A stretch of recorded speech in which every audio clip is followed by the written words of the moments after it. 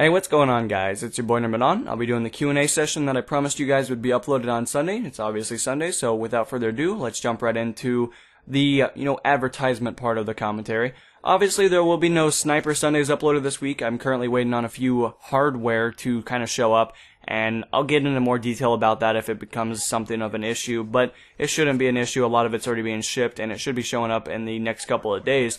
So that's always a good indication that Amazon is continuing with their great service. That I've definitely changed my opinion about them, considering that I've dumped way too much money into their service in the first place. But it's always fun. So the main gist of it is, guys, that the May event is currently going on. So I would appreciate if you guys are new to my channel, or if you guys are unfamiliar with what the May event even is, to check the description. There'll be a video down there. It should be about 13 minutes in length. I know that's a little lengthy, but I promise you guys it'll be worth your time. I'm going to be giving away $500 to $800 worth of equipment, so it's going to be in your best interest if you want to join YouTube, you want to get better at Call of Duty, Battlefield, whatever game is your cup of tea. It might assist you in one way or another, and I think it'll be something that you guys will enjoy as this month continues to go onward. And that's that. Obviously, there will be the requirements down there in the description as well, followed by common questions that I get. I know a lot of you guys answered or gave me the same questions that I've answered 2 or 3 times in a commentary already. And this stuff has been in the description, and I've talked about it many times and, pimped it out a little bit along the way. So definitely spend a little time down there. I'll answer it during this video, but I'll do my best to, try to keep you guys up to date on the May event as time becomes available, because obviously more of you guys will just start coming out of nowhere, so that's always fun. So, anyway, the first question coming in today is by Marshall. I'm very familiar with that name, or the main gist of it, because I have played with him on Xbox Live. He's definitely taken advantage of a lot of the cool prizes that I've done in the past and the giveaways. But with that said, your main question comes in today. I know you wrote a lot of questions, but a lot of it was very difficult for me to try to decipher what you were asking. So I'm going to do my best, but at certain moments I will probably mess up what you're trying to interpret. But anyway, we'll continue onward, because maybe somebody else will be a lot better at deciphering it. So, you asked basically the question of, what kind of a graphics card would I recommend for somebody that's new to PC gaming and it's under $100? And that's very difficult for me to answer for one selected reason, because I didn't jump into PC gaming to, go halfway into it. I went full blow. I mean, I put $2,000 on the lighting graphics cards. I bought 4 GTX 680 Twin Frozers, overclocked at manufacturer's will. And they all have warranties on them, so I have no problems. And I don't really know what to recommend because I'm not too familiar, but I can recommend a company for you. GeForce, which is basically GTX, that's what I'll refer to them as. They make phenomenal cards. I know a lot of bigger YouTubers use them. Anyone that's a PC or MLG player on YouTube uses them. I know a lot of the bigger YouTubers that you're probably familiar with use them to render videos or play with them. So, GeForce is definitely a very good company to go with. Now, for your price range, $100, it's pretty difficult. Again, I would definitely recommend going into the customer reviews. Again, Amazon's a good company to look at them at least, because you're not going to be paying for this ridiculous random taxes that they usually have, because Amazon's pretty good about that, and that's what I would recommend. But the 5 and 600 series is probably where you're going to fall into, the very early 600s, and then probably the mid to late 500 series. And those are still good cards. You'll be able to play a fair amount of games with them. Obviously not max settings, but you'll be able to play stuff like Minecraft and all that. And I'm presuming that's probably why you're asking, but I could be wrong. So if that's not the indication, if you want to jump into something like Battlefield, I would highly recommend saving up for a 680, because you're obviously going to want to be playing at good settings, and that's what I would recommend. So, your next question also has to do with what I talked about, would be Minecraft. Do I ever plan to bring Minecraft on PC to my channel? And to answer that in short, probably not. And the reason I say that is because I've done Minecraft in the past, but I'm not a very humorous person. I don't really do funny things. I don't really do things that are too knowledgeable or too basis on the side of, Minecraft. There are people out there that would whoop my ass when it comes to Minecraft, because I know nothing about this series. I know the basics, and that's pretty much it. My creativity side is, it's up there, but I don't have time to kind of sit there and build these random structures, and I get impatient because of my anxiety, and I just don't have time for it. And if I'm going to be playing with something, I want to be able to bitch every 5 minutes by yelling at the opposition for killing me. So that's just kind of how that works out, and I'm being sarcastic to a certain degree, but obviously I'm sure you guys picked up on that.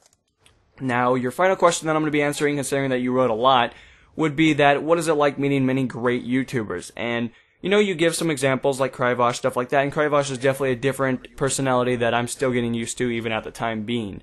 Because Kryvosh is a very funny person, and we obviously have our good jokes and stuff like that, but he's in a completely different market that I know nobody is in. I barely know anybody, and even if you YouTube search Twixters, his videos are actually like the first page of Twixters. He gets the most views because he does videos that nobody does. And the reason nobody does them is because they're just different. I mean, I didn't even know what a Twixter was before I met him, and that's how, you know, complex it comes down to it. Now, granted, you can find them, but I'm not trying to be, you know, too biased, but they kind of suck. I mean, they're pretty horrible. That's the easiest way to say it. And I guess that's it. But, I mean, what other great YouTubers have I come into contact with? Oh, I've met so many, and it's always such a privilege to be able to play with them. I'm usually not fanboying out because that kind of evaporated when I met a lot of the really big guys, at least at the time ago, you know, a year and two ago, which are now, you know, million sub guys or on the horizon of becoming and stuff like that. That's always fun. But I've met people like Wings of Redemption, Hutch. I've met T. Martin, That Cool Black Guy, Deluxe 4, Deluxe 20, GFX Lab. I guess that's about it for that. But I've met a lot of people, and I can't think of all their names, which kind of sucks. But, you know, a lot of them have been on my friends list. I've had the ability to play with them, and I think the reason for that being is because I was a super tryhard. I had kill-death ratios that they wanted to have on their friends list. If for some of you guys that are unfamiliar or don't know anything about me, you know, I had a 6 kill-death ratio in Black Ops 1. I had the highest I've ever had was obviously a 6, but I've had 3 kill-death ratios, 5s, I've had 4s, and almost all of the Call of Duties. And, you know, I became a really good player back in World at War when I made my second account, and when that happened, I just kind of spiked off the charts because I had experience, I understood the game, and they kind of collected on that, and they definitely, you know, sent the friend request my way. And it wasn't like something like, oh, I had the privilege of playing with these really world-renowned players. You know, they were sending me friend requests. They were sending, you know, invites to me personally because, you know, they were friends and I met a lot of them through GFX Lab, so I can't take priority. It's not like I had a YouTube channel at the time or I wasn't producing content on that level. And it was mainly because I had met them and I played with GFX Lab so much. When I got in the lobby, you know, they were like, oh, hey, it must be another bigger YouTuber that they just weren't familiar with, and I just got lucky, I guess, in that persona or that way. So, I guess to answer your question, what is it like? It's awesome, and I would not trade it for anything in the world. So, I guess that's that. The next question that I'll be answering comes from WillyBoy1077, and he writes, what next-gen console are you going to be getting? And to answer that, it's going to be pretty easy. I'm going to be getting the PlayStation 4 and the Xbox 720, or whatever they choose to call it, on release. I already have the money set aside for it. It's sitting in a bank account, and that's really all that matters. So I guess to really, you know, dissect and answer the question in the easiest possible, you know, way, you know, I'm going to be getting them both. And they both have pros and cons. They're both phenomenal in one way and another. And I think that's why I'm getting it. And mainly I'm getting the Xbox for the reason that all my friends will be on Xbox. You know, I don't have many friends that are on PC, which it makes a lot of sense because to have a PC in order to really play the games that you want to play, you have to dump a lot of money into it. It's not something like overnight that you're like, oh man, I can just start playing Battlefield. Like, no, you gotta have a beefy computer to play Battlefield on ultra settings. You don't have to have 4 graphics cards, I promise you that. You can have 1, but, you know, you gotta be able to handle with a lot of the stuff, and a lot of it is in the centralized part of, you know, good keyboard, good mouse pad, the mouse, the monitor. Your PC internal specs need to be, you know, at least in the next couple of gens. I mean, that's just kind of how that stuff works out. And, you know, I guess that's why PC gaming is so expensive. That's why you see most of the bigger PCs in the community, they cost $5,000 to complete. Or, maybe not. $5,000 might be a little overboard. But, you know, a good PC, $2,000. My PC, way too fucking expensive, I can promise you that. So, to answer your question, I'm going to be getting both consoles on release, and that should be no problem. The next question comes in from Freshy Plays. He'll be asking, what capture card do I use? I use the Elgato. I have used the HD PVR in the past. It was good for what I needed it for, and at the time, it was one of the better cards that was currently available. Obviously, everything comes down to personal preference, but that's where I kind of went with. Obviously, for PC, I use DX Story currently, but I have used Fraps in the past. They're both world-renowned for having many issues, and there's no way around this, but I guess that's just kind of what you have to deal with. And I bought all my merchandise, all my products before, so it's not like I torrented or stole any of them, but, you know, that's just kind of how this stuff works out. And he also asked a similar question, you know, or in the same persona, I guess, as what I've kind of answered before. What do you play on more, Xbox or PlayStation 3? I play on the Xbox the most, but my world-renowned favorite, most played console would probably be PlayStation 3, because I put in thousands of hours on SOCOM, and that's pretty difficult to beat for games even nowadays. So, you know, I have played Call of Duty, obviously, on PlayStation. I played pretty much all of them, but my most time played is probably on PlayStation 3, and I presume that'll probably get passed probably in the next year on Xbox. So, definitely that is on the horizon. The next question comes in from Sharp Designs. You have another R in there, so I had to emphasize on that one for you. You ask, you know, what Call of Duty have you enjoyed the most, and do you think Call of Duty will ever die? What Call of Duty have I enjoyed the most? That's an actual really easy question to answer, considering that World at War is my favorite Call of Duty, and it will always be my favorite Call of Duty, no matter what happens. I don't care if the game is hacked or not. I would go back in a heartbreak. I would sell every single game I have right now to go back and play World at War flawlessly. It is probably one of the better Call of Duties made to this day.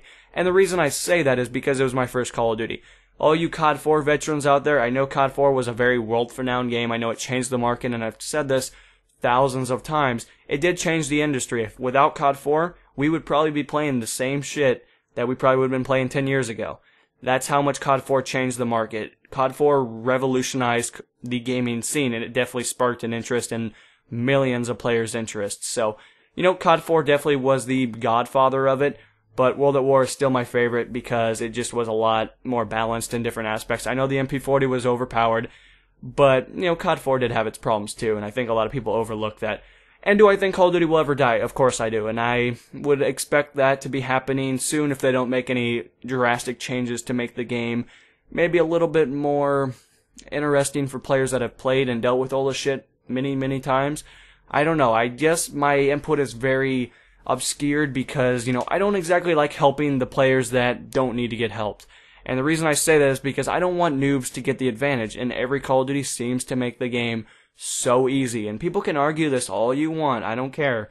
But you can't tell me that Call of Duty's not getting easier. It's so obvious. I mean, the guns do so much damage, and it's, I don't even know, it's just so hard for me to even explain. But I know a lot of you guys will, you know, co-side with what I'm saying, but do I think it'll die? It'll only die if Call of Duty makes it die, in which they've been doing pretty good at that in the last couple of years. So I imagine that'll be on the horizon if they don't decide to change anything. The next question comes from, let's see here, we gotta find one. Dylan Nee43. I'm pretty sure I just messed your name up super bad. I apologize about that. Do I PC game? Yes, I do. And the main gist of it is, you also asked, do I prefer Xbox or PC better? That's actually really difficult. It depends. Depends on which game I'm playing. I mean, if you're going to ask a generic standpoint on graphics, PC all the way, baby. If you're going to ask where the experience and the more fun side of it's at, Xbox all the way. And the reason I say that is because any game on PC looks beautiful. There's no game on Xbox that looks phenomenal compared to PC. That just doesn't exist. Obviously, if it's an Xbox exclusive or whatever, of course it's going to look better. But to really, you know, revolutionize and define your answer, just depends on what I'm playing. But if I had to pick one, I'd probably go with Xbox because that's where my friends are, and I don't really have that many friends on, you know, on the PC side of it. So, another question comes from Reaction Forever, and you say, are you partnered with Machinima? Yes, I am. I am a Machinima partner. I have the benefits of live streaming and banners and all that other fun stuff that I'll probably never use in my lifespan on YouTube, but, you know, I do have them.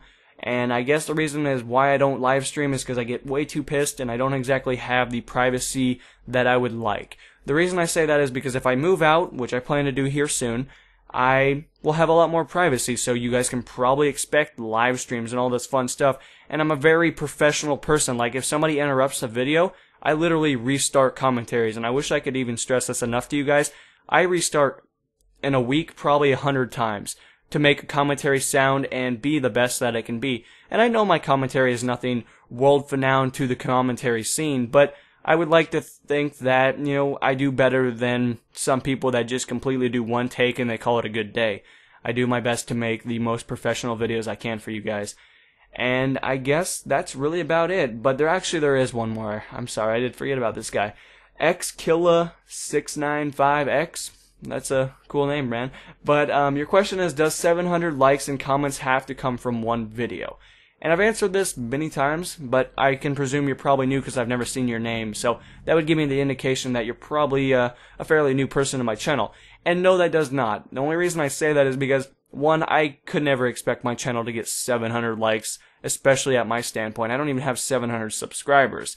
So that's not possible, for one. I mean, I would have to literally get extremely lucky on YouTube, and that's just not going to happen.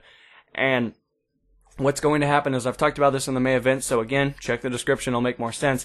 But during the entire month of May, if you guys equal 700 likes, you guys are good then. You guys will unlock that tier, and bam, I'll do the giveaway for that prize. And the comments is actually not 700, it's 500, but I think I get what you were trying to say. And that's basically for every single video. There'll be obviously more uploads than 31 during the entire month of May. So, I might upload 40 or 50 videos, and you guys do the simple math on that. That's really not that hard to reach, and you guys are actually doing very well on, both aspects, and I'll be making a video where I talk more about that as time becomes available. Anyway, guys, you do have one more question I'll answer really quick, and then that'll be about it. So, the same guy asked if you accidentally go all the way back on the video, or if you reload the page when it's about to end, does it still count towards the audience retention? I'm trying to think here.